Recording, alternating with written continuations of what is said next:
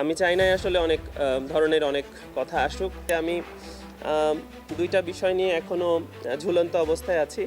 আমাকে বিপিএল খেলতে দেয়া হয়নি, যেটা আমার অধিকার। এক সময় এক একজনের কাছে যাচ্ছি, এক একজনকে ফোন দিচ্ছি, কিন্তু আসলে কোনো বিগত অনেক দিন আসলে আপনাদের সাথে আমার ওরকমভাবে ওয়ান টু ওয়ান কথা হয় নাই। অনেকে আমার ইন্টারভিউ নিতে চেয়েছেন, অনেকে আমার সাথে যোগাযোগ করার চিন্তা করেছেন, বাট আসলে আমি বিসিবির সম্মানার্থে এবং আমি চাই না আসলে অনেক ধরনের অনেক কথা আসুক, এবং আমি সব কিছু থেকে একটু দূরে থেকেছি।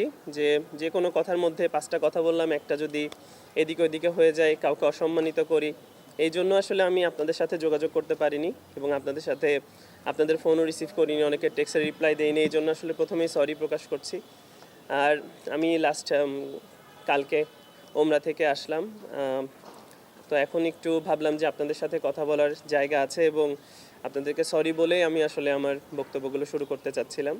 তো এখন আপনাদের যদি কোনো প্রশ্ন থাকে আপনারা করতে পারেন, এবং আমারও কিছু কথা আছে, সেগুলো আমি অবশ্যই পর্যায়ক্রমে প্রশ্নের উত্তরে বলবো, হয়তো এমনিতে বলতে পারি। এমনিতে আপনি যদি বলেন তাহলে আমাদের প্রশ্নটা না আসলে ওকে আসলে প্রথম কথা যে আমি যদি বলি তাহলে আমার বলার থেকে বলা হয় যে আমি দুইটা বিষয় নিয়ে এখনও ঝুলন্ত অবস্থায় আছি, যেটা আসলে কোনো সমাধান আমি পাচ্ছি না।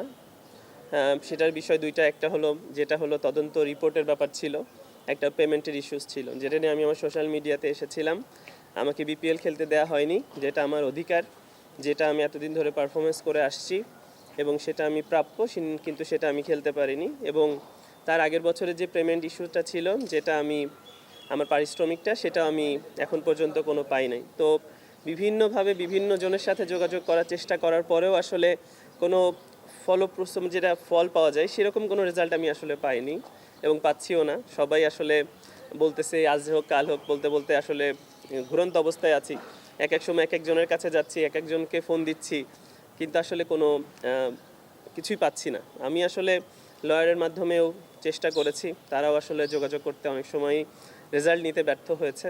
এবং এখন আমি যখন ওমরা ছিলাম তখন আসলে আমাদের দেশের নির্বাচনের একটা ফলপ্রসূ নির্বাচন হয়, যেখানে এখন পর্যন্ত আমিনুল ভাই এখনও মন্ত্রী হয়েছেন।